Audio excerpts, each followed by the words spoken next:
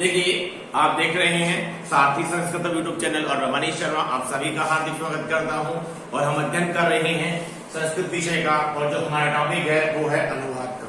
अनुवाद के बारे में हमने आपको पिछले 9 वीडियो से बताते आ रहे हैं। आज ये 10वां वीडियो है अनुवाद का। हमने आपको क्या बताया कि अनुवाद का मतलब होता है एक भाषा का दूसरी भाषा में परिवर्तन कर देना ही क्या है, वो है अनुवाद का। और हमने आपको बताया कि अनुवाद का कोई ट्रिक नहीं होता, कोई शॉर्ट ट्रिक नहीं होता। इसके लिए हमें बेसिक जानकारी होनी चाहिए लिंगों की, वचन की, पुरुष की, क्रिया की, जो क्रिया के साथ में धातु देखी और उसके साथ में काल देखा, शब्द रूप की, सर्वनाम शब्द रूपों की, इनकी जानकारी होनी चाहिए। और जो सबसे बड़ा टॉपिक है कारक प्रकरण का, जो हम अध्ययन कर रहे हैं पिछले 3 वीडियो से, जिसमें हमने आपको बताया कि कारक 6 होते हैं। क्या बताया? कारक कितने होते हैं? 6 कारक हमने बता दिया। और हमने आपको बताया कि संबंध को कारक क्यों नहीं मानते हैं, वो भी हमने आपको समझा बताया कि क्योंकि संबंध कारक क्रिया के साथ सीधे तौर पर जुड़ा हुआ नहीं होता, इसलिए वो कारक नहीं होता है। ठीक है। और हमने तृतीय विभक्ति तक पढ़ ली, यानी कि कर्ण कारक तक हमने अध्ययन कर लिया। और आज की कक्षा में, आज के वीडियो में, आज की कक्षा के अंदर हम बात करेंगे चतुर्थी विभक्ति अर्थात संप्रदान कारक की। तो टॉपिक डाल लीजिए नंबर 4, संप्रदान कारक। कौन सा कारक है? संप्रदान कारक, जिसके लिए हम कौन सी विभक्ति का प्रयोग करते हैं? हम करते हैं चतुर्थी विभक्ति का प्रयोग करते हैं। संप्रदान कारक के लिए किसका प्रयोग करते हैं? चतुर्थी विभक्ति का प्रयोग करते हैं। कौन सा कारक है? संप्रदान कारक। और इसका सूत्र भी है, इसका कर्मणा यमभी प्रैति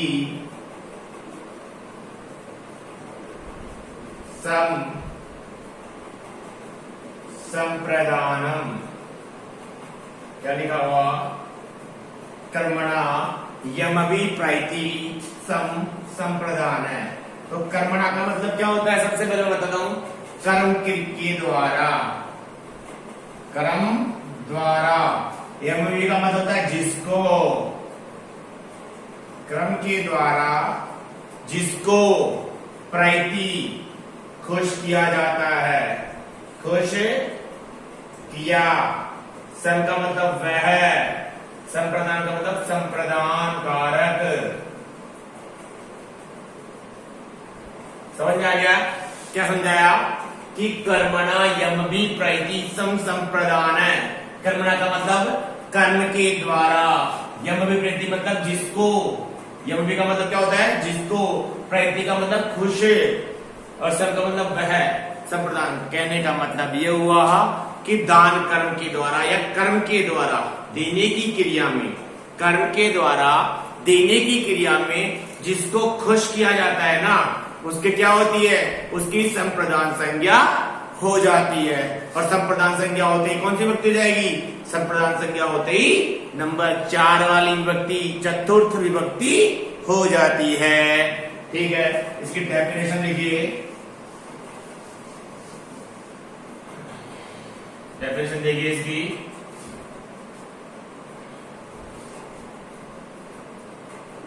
देने की क्रिया में दान कर्म के द्वारा, दान कर्म के द्वारा जिसको कर्ता संतुष्ट करता है, उसकी संप्रदान संज्ञा हो जाती है। क्या लिखा?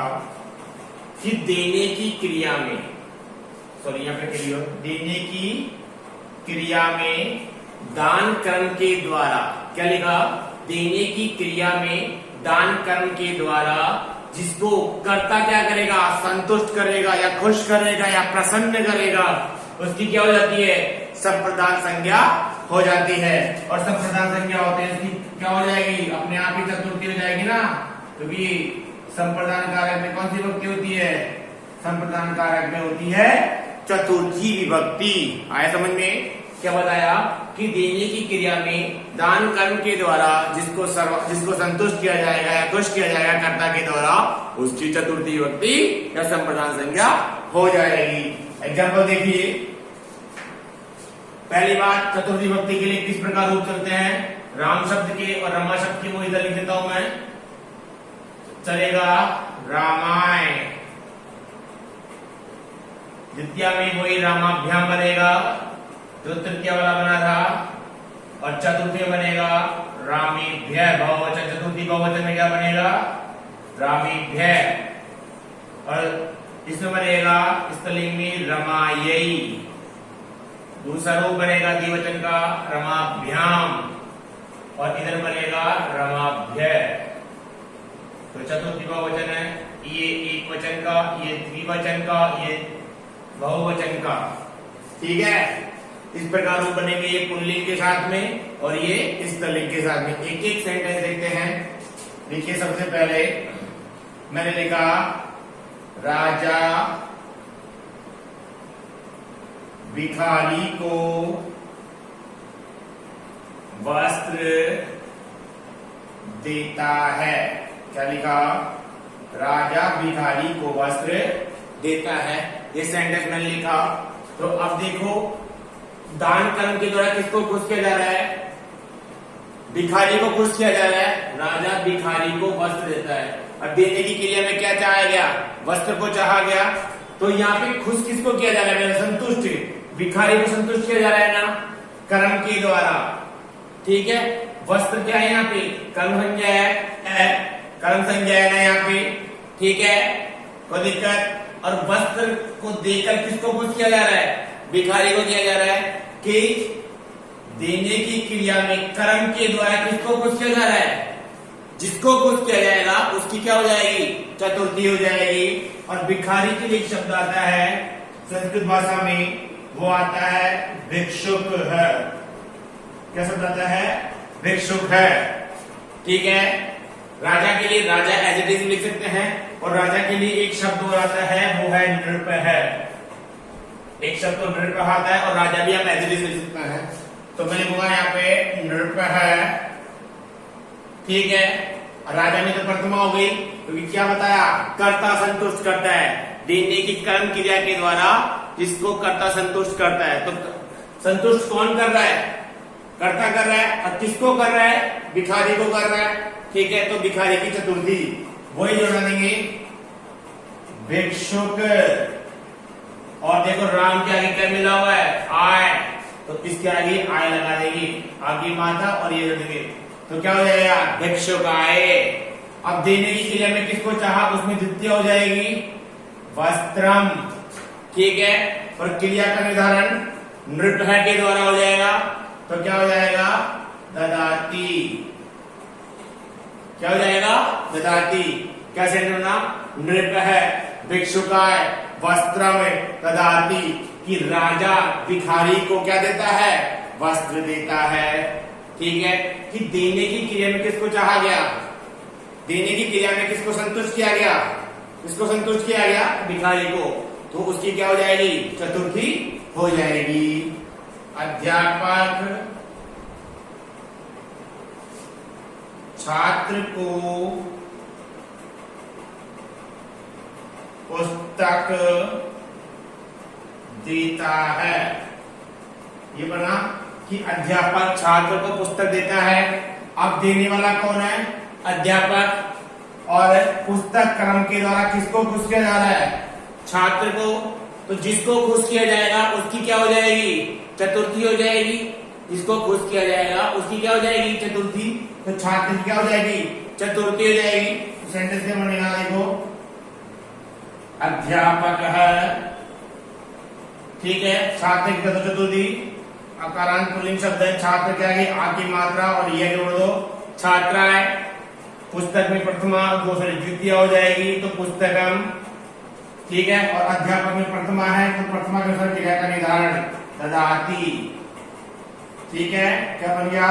अध्यापक है, छात्राय पुस्तकम ददाति। आए समझ में कि दान कर्म के द्वारा कर्ता जिसको संतुष्ट करेगा, दान कर्म के द्वारा कर्ता जिसको संतुष्ट करेगा उसकी चतुर्थी हो जाएगी। ठीक है, लिखिए फिर आगे चलते हैं। अगला नियम,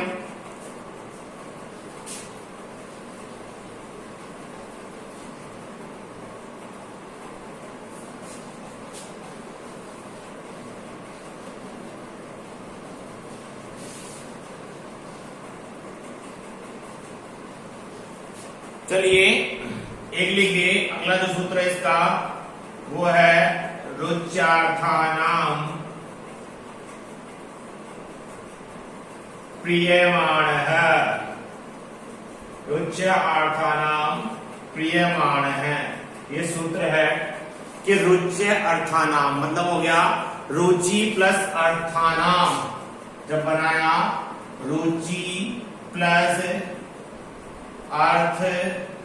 अर्थानाम, रुचि प्लस अर्थानाम मतलब रुचि युक्त वाली धातुएं, रुचि युक्त वाली धातुएं, रुचि युक्त वाली धातुएं वो कौन सी होती है? रुच धातु होती है। इसे सेंटेंस से बनता है, रुच धातु से बनता है रोचते, रोचेते, रोचन्ते। इस प्रकार से इसके धातु रूप चलते हैं रुच धातु से। ठीक है, कि रुचि प्लस अर्थानाम की रुचि अर्थ वाले धातुओं में प्रियमाण है। प्रिय का मतलब जिसको प्रिय लगेगा, जिसको भी क्या लगेगा? प्रिय लगेगा, उसकी क्या हो जाएगी? संप्रदान संज्ञा अर्थात उसकी चतुर्थी विभक्ति हो जाएगी। डेफिनेशन लिखिए फिर समझाते हैं सेंटेंस। इसके एग्जांपल, रुचि अर्थ वाली धातु के योग में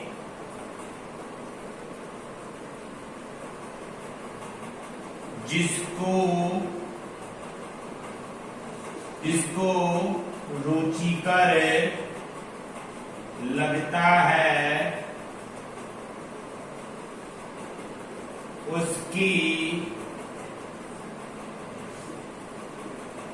चतुर्थी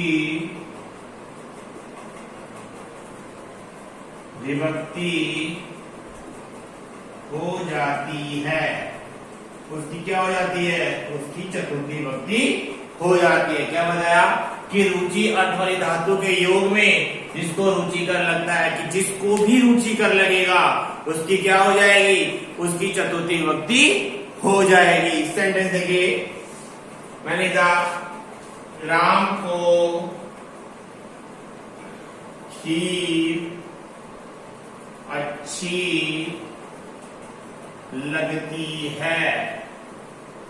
राम को खीर अच्छी लगती है। ये सेंटेंस बना कि राम को खीर अच्छी लगती है। कोई दिक्कत ही नहीं है। अब देखो सेंटेंस को पढ़ो। अब तक हम करते आ रहे थे कि कर्ता में प्रथमा करते आ रहे थे, लेकिन हमारा नियम देखिए कि जिसको रुचिकर लगेगा उसकी चतुर्थी हो जाएगी। तो यहाँ पे किसको अच्छा लग रहा है? राम को अच्छा लग रहा है ना, तो राम की क्या हो जाएगी? राम की चतुर्थी हो जाएगी। और हमने क्या बताया? पद के आगे आय जोड़ दो, चतुर्थी में करोगे तो क्या बन जाएगा? रामाय। ठीक है, अब जब यहाँ पे चतुर्थी हो गई तो हमें किसी ना किसी पद में तो प्रथमा भी करनी पड़ेगी। ठीक है, तो हम प्रथमा करेंगे किसमें? खीर के अंदर। और खीर के लिए संस्कृत भाषा में शब्द चलता है शीर। क्या चलता है? शीर। संस्कृत में शब्द चलता है शीर। तो अभी नपुंसकलिंग शब्द है, तो क्या करोगे? हमने बताया था कि फलम, फल के आगे मैं जोड़ा था, शीर के आगे मैं जोड़ देंगे, तो लिख दीजिए रामाय शीरम। अब आ गया। अब ये बताइए कि क्रिया का निर्धारण किससे होगा? क्योंकि कई वीडियोस में कई टीचर्स बता देते हैं कि कर्ता का निर्धारण प्रथमा के साथ क्रिया का निर्धारण कारक के हिसाब से, कर्ता कारक के हिसाब से होता है। अब यहाँ पे कर्ता तो राम है, तो राम में तो चतुर्थी हो गई, कैसे करोगे निर्धारण? तभी तो हमने उस नियम में बता दिया था आपको क्या कि क्रिया का निर्धारण प्रथमा विभक्ति वाले पद के अनुसार होता है, न कि कर्ता के अनुसार। तो अब यहाँ पे किसके अनुसार, किसमें प्रथमा है? खीर में प्रथमा है। तो अब ये एक वचन का भाव हो रहा है, क्योंकि लिक्विड चीजें तो एक वचन में ही काउंट होती है। जितने भी पेय पदार्थ होते हैं वो सब किसमें काउंट होते हैं? वो एक वचन में ही काउंट होते हैं। ठीक है, तो इसके अनुसार क्रिया का निर्धारण। अब एक वचन में क्या कहना पड़ रही है? तो अच्छी लगने के लिए रोचते, तो क्या रामाय क्षीरम रोचते, कि राम को खीर अच्छी लगती है। ठीक है, अगला सेंटेंस देखिए, मैंने लिख दिया गणेश को लड्डू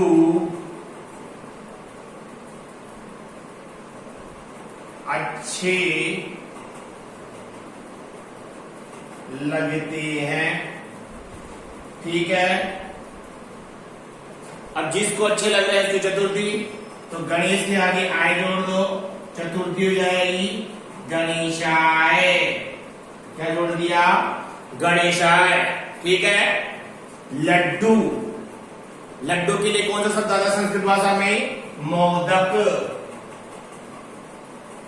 अब सेंटेंस को लड्डू अच्छे लगते हैं, बहुवचन की बात हो गई।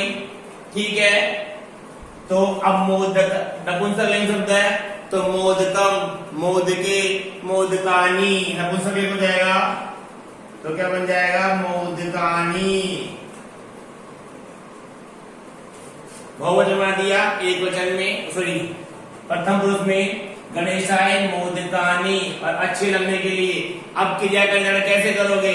यहाँ तो चतुर्थी हो गई, लेकिन यहाँ पे प्रथमा है और प्रथमा बहुवचन हो गया ना, यहाँ पे प्रथमा का बहुवचन हो गया, तो क्रिया भी बहुवचन की, तो क्या लिख दोगे अच्छे लगने के लिए? रोचन्ते। क्या लिख देंगे? रोचन्ते। आए समझ में? आगे समझ में? क्या लिखा? गणेश को लड्डू अच्छे लगते हैं, गणेशाय मोदकानी रोचन्ते, कि गणेश को लड्डू अच्छे लगते हैं। ठीक है, आया समझ में? क्या समझ में आया कि रुचि अर्थ वाली धातु के योग में जिसको भी रुचि कर लगेगा उसकी चतुर्थी हो जाएगी। ठीक है, आगे चलते हैं। ये लिखिए, हटाते हैं इसको।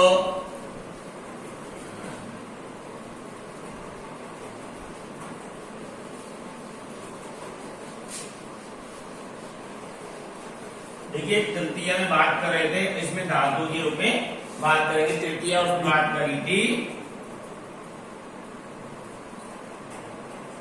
पत्र लिखिए इसका, क्रोध द्रोहे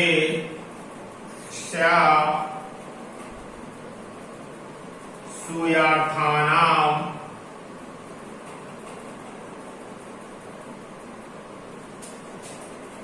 यम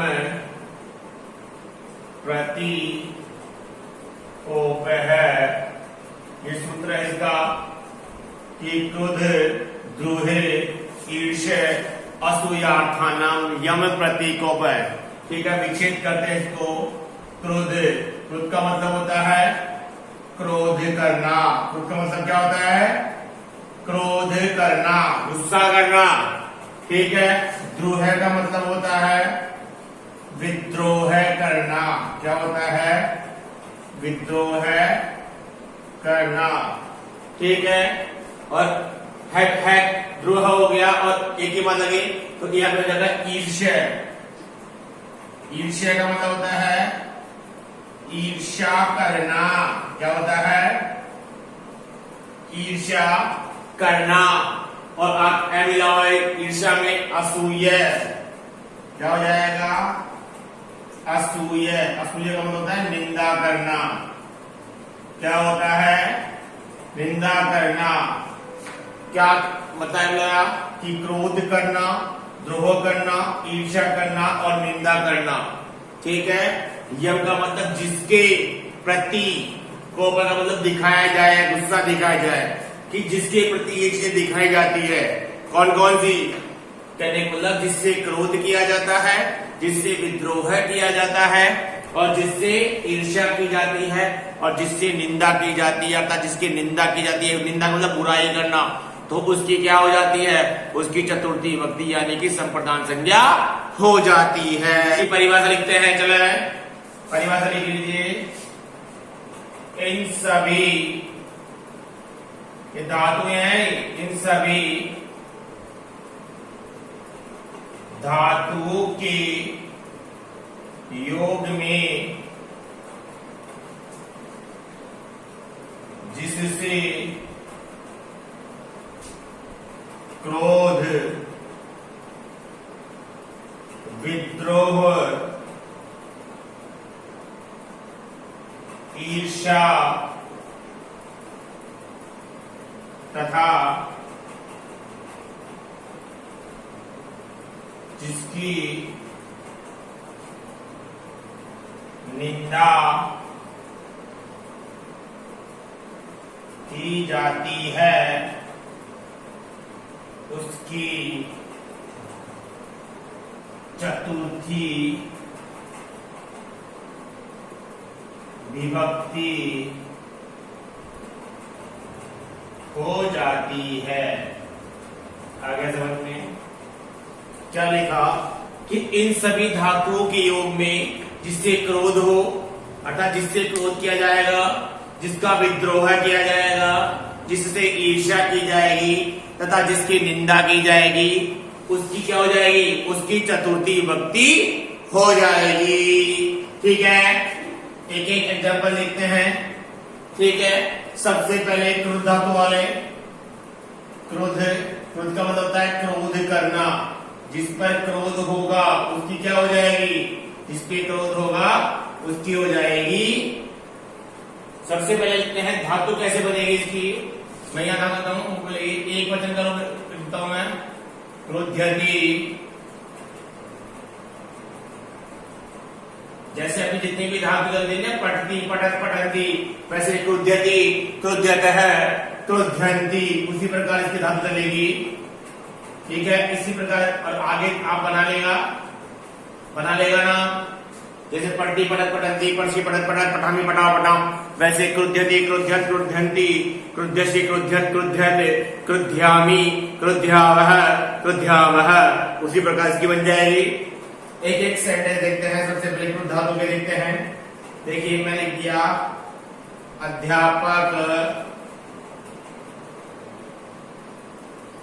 छात्र पर क्रोध करता है। पढ़ाई नहीं करेगी तो क्रोध भी करेंगे अध्यापक महोदय। ठीक है, डेफिनेशन क्या कहा, सूत्र क्या कह रहा है कि जिस पर क्रोध होगा उसकी क्या हो जाएगी? चतुर्थी हो जाएगी। अब क्रोध किस पर हो रहा है? छात्र पे हो रहा है। ठीक है, और बच गया जो कर्ता, जो कारक बच गया वो कर्ता। तो एक वचन उसरी अध्यापक है, ये बन जाएगा। ठीक है, और चतुर्थी जाएगी छात्र में, वही छात्र के आगे रामायण स्थान जैसे आय जोड़ देंगे। अध्यापक है, छात्र है, क्रोध करता है, पूरी धातु है। ठीक है, कर्ता अध्यापक में प्रथमा है। ठीक है, और प्रथमा में एक वचन है तो क्रिया भी प्रथमा एक वचन की हो जाएगी। तो किस प्रकार बन जाएगा? क्रोध्यति।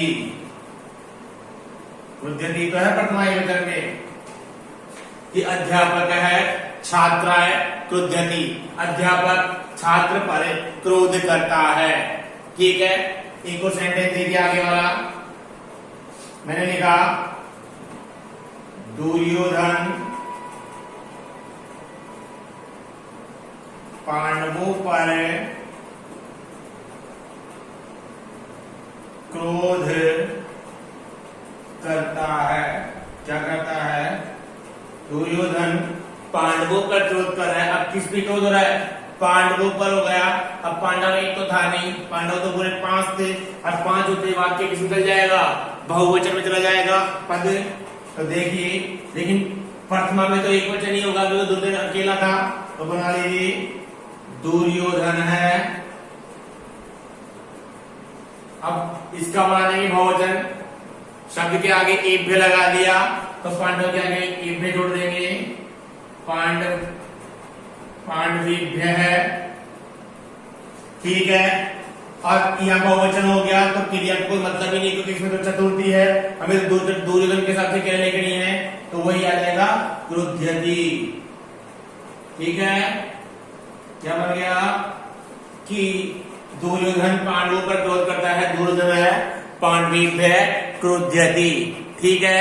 आया समझ में? चलिए अब देखते हैं द्रोह वाला।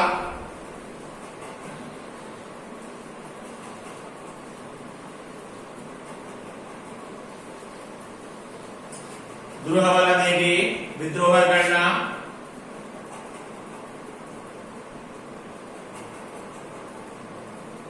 विद्रोह करना, द्रोह धातु रूप चलेगी वैसे ही, द्रोह्यति है छोटा है, ये ध्यान रखना, ऐसा नहीं लिख सकते तो अलग लगा लेना, द्रोह्यति, द्रोह्यत है, द्रोह्यन्ति, इस प्रकार से रूप चलेंगे इसके, द्रोह्यति, द्रोह्यतः, द्रोह्यन्ति, विद्रोह करना, और जिससे होगा उसकी चतुर्थी कर देंगे तो लिखिए प्रजा, राजा से विद्रोह करती है। अब विद्रोह तो प्रजाएं करेगी राजा से, ठीक है ना, तो कैसे लिखोगे? अब किससे विद्रोह हो रहा है?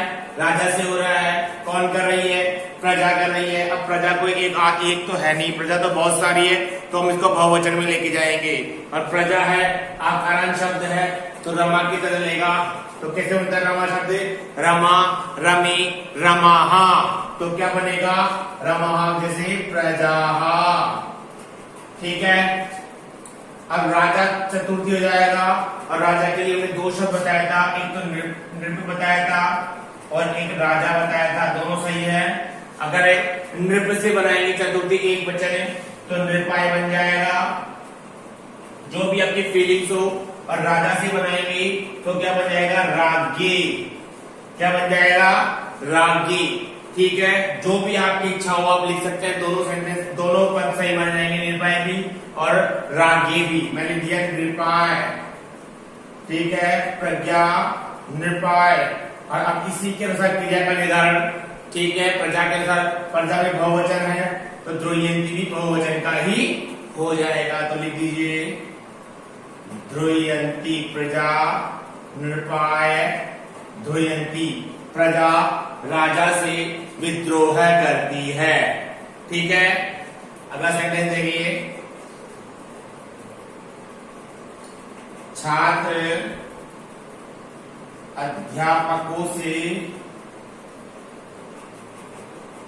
विद्रोह करते हैं।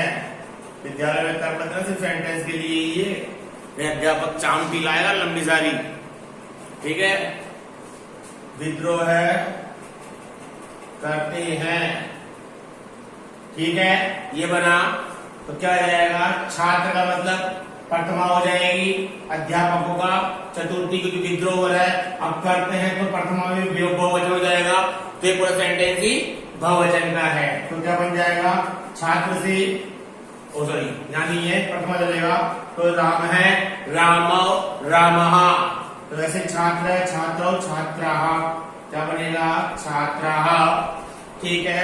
बहुवचन बनेगा अध्यापकेभ्य, अध्यापकेभ्य, ठीक है। और बहुवचन है तो द्रोह्यन्ति, क्या बन जाएगा? द्रोह्यन्ति, छात्रा अध्यापकेभ्य द्रोह्यन्ति, छात्र अध्यापकों से विद्रोह करते हैं, ठीक है। फिर लिखिए, आगे चल लेते हैं, ठीक है, पेज कर दो।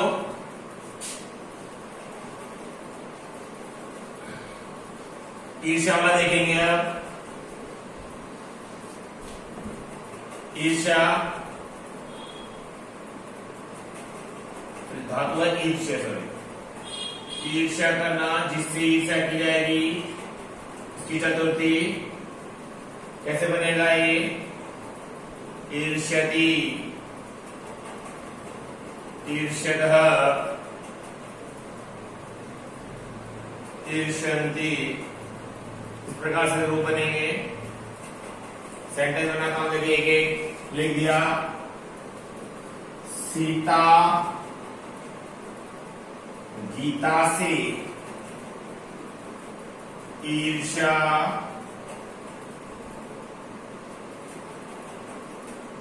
करती है। सीता गीता से ईर्ष्या करती है। ठीक है, अब किससे ईर्ष्या की जा रही है? गीता से। ठीक है ना, तो जिससे ईर्ष्या की जाएगी उसकी चतुर्थी, और जो करेगा उसकी प्रथमा। तो सीता हो गया। ठीक है, क्या बना? रमायई, आकारांत स्पेलिंग शब्द गीता। ठीक है, तो गीता हई और यही आय जोड़ देंगे, क्या बन जाएगा? सीता गीता यही। ठीक है, ईर्ष्या कर दिया, गीता यही ईर्ष्यति। ठीक है, यही सेंटेंस बनेगा। आगे देखिए एक और, गणेश सुरेश से ईर्ष्या करता है। ठीक है, किससे करता है? गणेश सुरेश से। ठीक है, तो गणेश की प्रथमा गणेश सुरेशाय। ठीक है, वही ईर्ष्यति, गणेश सुरेश से ईर्ष्या करता है। गणेश है सुरेशाय ईर्ष्यति। लिखिए, फिर चलेंगे आगे निंदा वाला। ठीक है,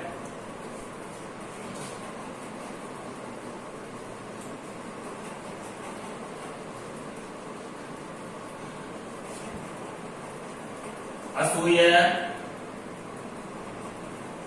असूया का मतलब होता है निंदा करना। असूया का मतलब क्या होता है? निंदा करना। धातु से इसकी वैसे ही असूयति, असूयत है,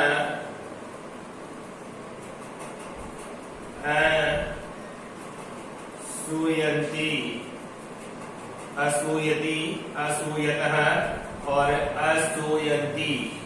ठीक है, देखिए कैसे बनेगा। मैंने लिखा रावण राम की निंदा करता है। क्या करता है? रावण। रावण भैया जो है ना, रावण अंकल, वो हमारे राम जी की निंदा कर देते हैं। क्यों? क्योंकि राम जी उनसे बड़े सुंदर थे। ठीक है ना, अब जिसकी निंदा की जाएगी उसकी चतुर्थी, और जो करेगा उसकी प्रथमा। रावण है, राम के लिए रामाय। ठीक है, अब निंदा करने के लिए असूय शब्द धातु की, तो क्या बन जाएगा? असूयति। क्या बन गया? रावण है रामाय असूयति। रावण राम से निंदा करता है। ठीक है, अगला सेंटेंस देखिए एक और,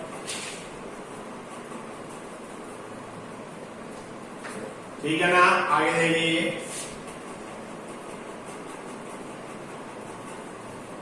प्रजा राजा की निंदा करती है। अब प्रजा गई, ठीक है ना, प्रजा गई तो बहुवचन का वाक्य हो जाएगा। पहले बता दिया था प्रजा, और वही दो शब्द, कोई शब्द लिख लीजिए। पहले राजा लिख दिया था, नृपा, अब लिखते हैं राज्ञी। ठीक है, राज्ञी बहुवचन है, तो क्या बन जाएगा? असूयन्ति। क्या बन जाएगा? असूयन्ति की प्रजा राजा से निंदा करती है। प्रजा राजा की निंदा करती है, क्योंकि राजा खराब होगा। ठीक है, इस प्रकार से क्या बताया कि जिससे क्रोध होगा, जिसकी निंदा होगी, जिससे विद्रोह होगा और जिसकी ईर्ष्या की जाएगी उसकी चतुर्थी विभक्ति हो जाती है। ठीक है, लिख लीजिए। फिर आगे चलते हैं, पेश करता हूं उसको।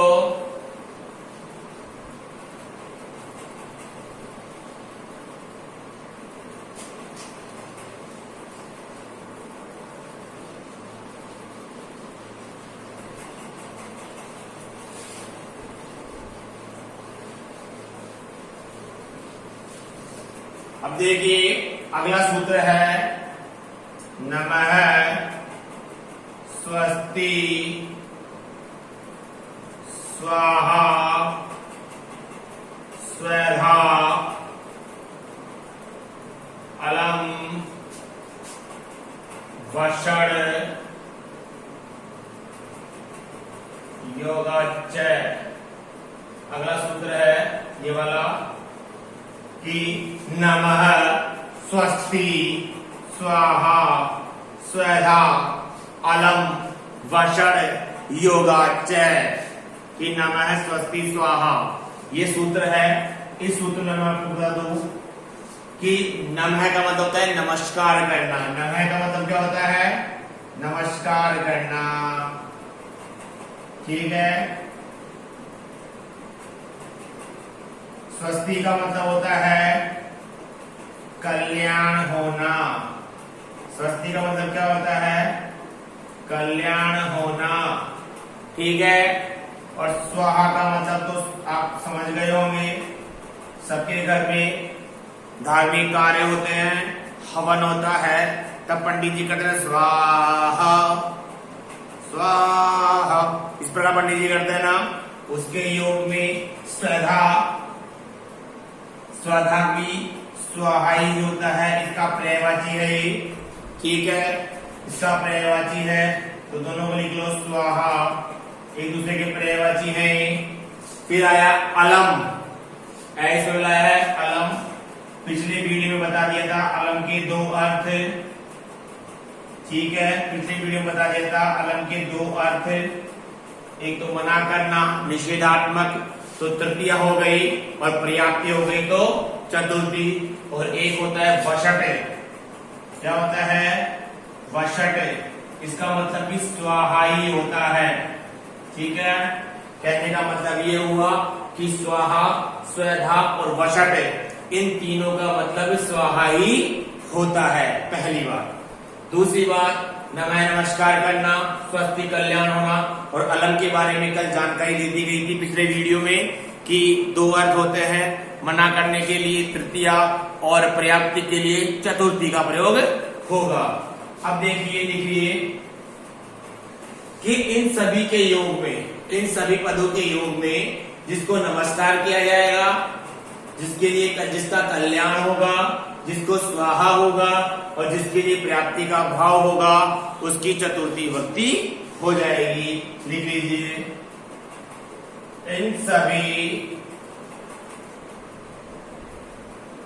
पदों के योग में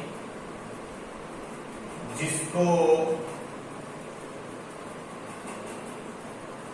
नमस्कार किया, जिसको नमस्कार किया जाएगा,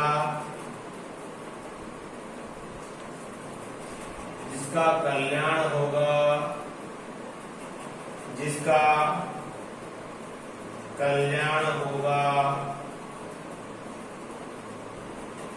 जिसको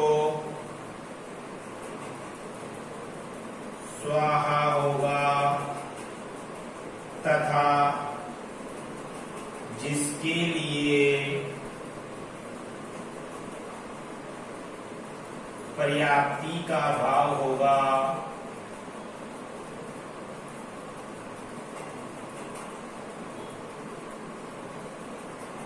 उसकी चतुर्थी विभक्ति हो जाती है। ठीक है, सही से लिखना, कहीं मध्य नहीं एक्सप्रेस कर दिया मैंने कि इन सभी पदों के योग में जिसको नमस्कार किया जाएगा, जिसको कल्याण होगा, जिसको स्वाहा होगा, जिसके लिए प्राप्ति का भाव होगा, उसकी क्या हो जाएगी? उसकी नंबर 4 वाली चतुर्थी विभक्ति हो जाएगी। अब देखो, आप सबसे पहले आप तक किसी ने लॉजिक लगाया होगा क्या? शादी का गान आता है, सबसे पहले श्री गणेशाय नमः। किसी ने कोई लॉजिक नहीं लगाया होगा। शादी के गाने में लिखा होता है ना, श्री गणेशाय नमः, ठीक है ना? कोई लॉजिक नहीं लगा होगा अब तक है, क्योंकि हम तो शादी के गाने में सिर्फ एक ही चीज देखते हैं कि खाना कितने बजे स्टार्ट होगा। हम तो सिर्फ गुलाब जामुन पे ही कंसंट्रेट करते हैं, ठीक है ना? और युवा पीढ़ी जो आज के बच्चे हैं नए, वो देखते हैं शादी में पास्ता बनेगा, उनको मतलब ही नहीं होता कि गणेशाय नमः क्यों लिखा है। और सुबह सुबह आप मंदिर जाते हो तो आपके जो बड़े वहां पे होते हैं, ओम नमः शिवाय, क्या बोलते हैं? ओम नमः शिवाय। कि शिवाय क्यों बोला? ओम नमः शिव भी बोल सकते हैं, तो शिवाय क्यों बोल रहे हैं? आज तक किसी ने लॉजिक नहीं लगाया, लेकिन अब आपको समझ में आएगा कि गणेशाय नमः क्यों होता है, ओम नमः शिवाय क्यों होता है, वो बताता हूं, ठीक है? इनके योग में अब सबसे पहले नमः वाला लेते हैं, देखेंगे क्या लिखा? श्री गणेशाय नमः है, इस प्रकार उचलता है, बनता है ये, ठीक है? जहां नमस्कार करने का भाव हुआ उसकी चतुर्थी विभक्ति हो जाती है। उसी प्रकार देखिए, जैसे लिखा ओम नमः शिवाय है, शिवाय, श्री भगवान शंकर को नमस्कार है। अब जैसे कई बार जो पंडित जो होते हैं जो हनुमानाय नमः कर देते हैं, लेकिन उनको नहीं पता कि हनुमानाय नमः नहीं होता है, हनुमते नमः होता है, क्योंकि हनुमान सबसे चतुर्थी एक वचन बनेगा हनुमते।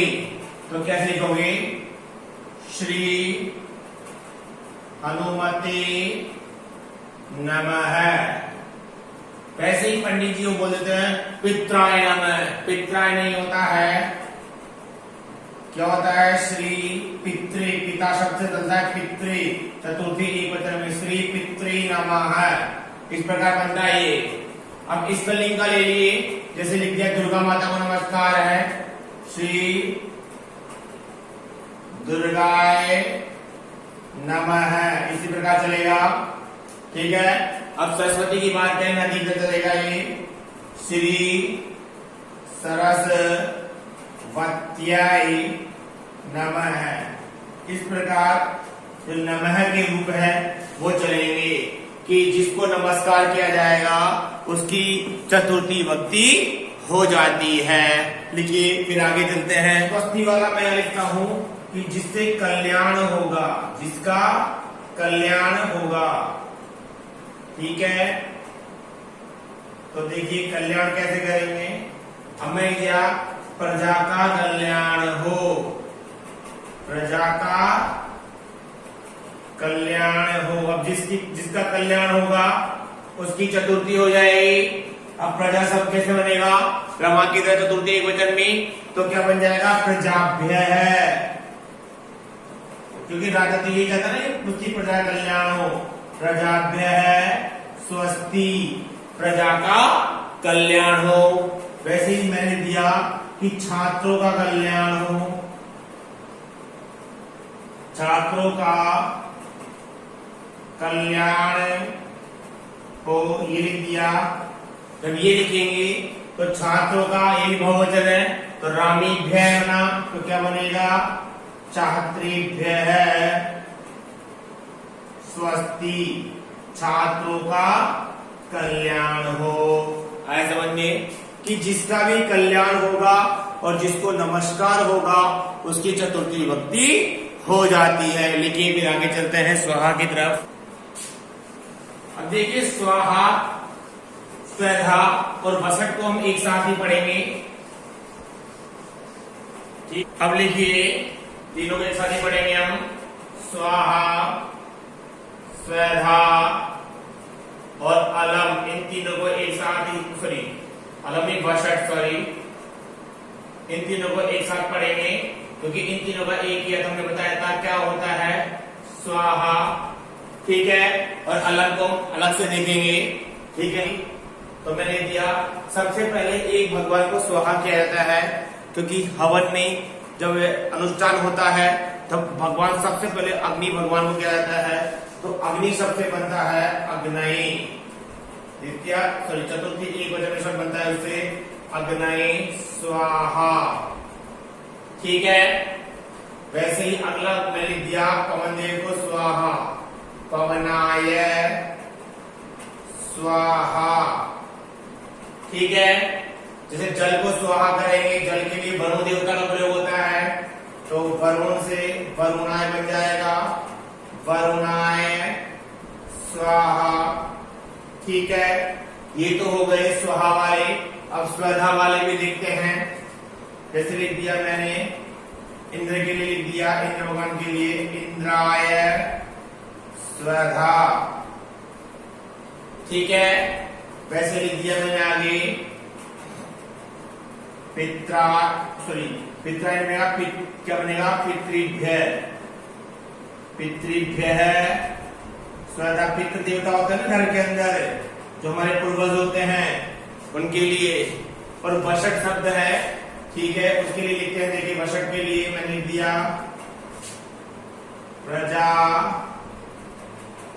क्या बनेगा, प्रजापत्य वशट, प्रजापत्य वशट। ठीक है, कोई दिक्कत है, और ऐसे लिख देते हैं हम आगे इंद्राय, एक और लिख सूर्याय, सूर्य भगवान के लिए सूर्याय वशट। ठीक है, सॉरी सूर्याय वशट। इस प्रकार से बना, क्या बना, अग्नय स्वाहा, अग्नि को स्वाहा, पवनाय स्वाहा, पवन देव को स्वाहा, पवनाय स्वाहा, भगवान वन को स्वाहा, जल देवता को स्वाहा। ठीक है, वैसे इंद्राय स्वाहा, इंद्र को स्वाहा। तीनों का मतलब स्वाहा ही होता है। लिखिए फिर अब बात कर रहे हैं अलम की, और अलम के बारे में पिछले वीडियो में भी हमने एक्सप्लेन कर दिया था कि जहां पर्याप्ति का भाव होगा वहां चतुर्थी विभक्ति हो जाएगी। ठीक है, लिख लीजिए अलम अव्यय अलग से। अलम के मतलब होता है पर्याप्ति, जिसके लिए पर्याप्ति का भाव हो जाएगा। तो मैंने लिख लिया राम, सॉरी मैंने लिख लिया, लिखिए अर्जुन कौरवों के लिए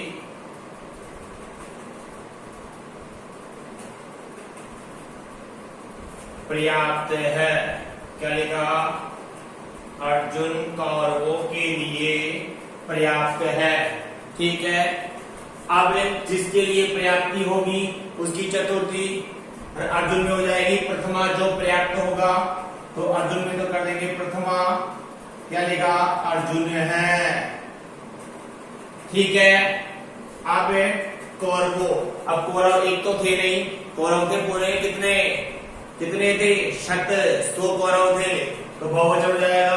बहुवचन में कौरव के लिए करेंगे कौरवीभ्य।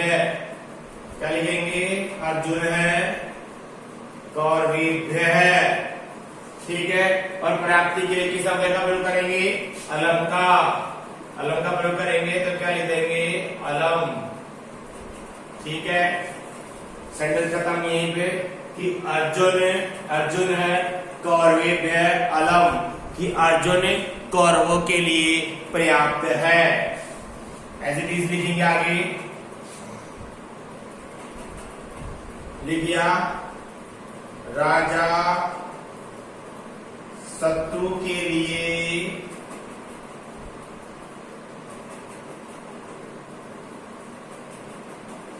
पर्याप्त है। ठीक है, ये बनेगा। अब किसके लिए पर्याप्त है, शत्रु के लिए पर्याप्त है।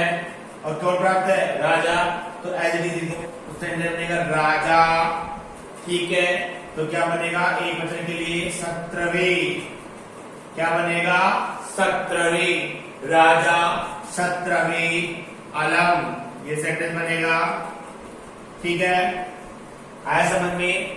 क्या समझ में आया कि जिसको नमस्कार किया जाता है, जिसको स्वाहा किया जाता है, जिसके लिए कल्याण का भाव होता है और जिसके लिए प्राप्ति का भाव होगा, उसकी चतुर्थी विभक्ति हो जाती है। ठीक है, आया समझ में। इसी के साथ आपकी चतुर्थी विभक्ति अर्थात संप्रदान कारक यही समाप्त होता है। यदि आपको हमारा वीडियो पसंद आया हो तो लाइक करें, शेयर करें, सब्सक्राइब करें। मिलते हैं आगामी वीडियो में पंचमी विभक्ति के साथ में।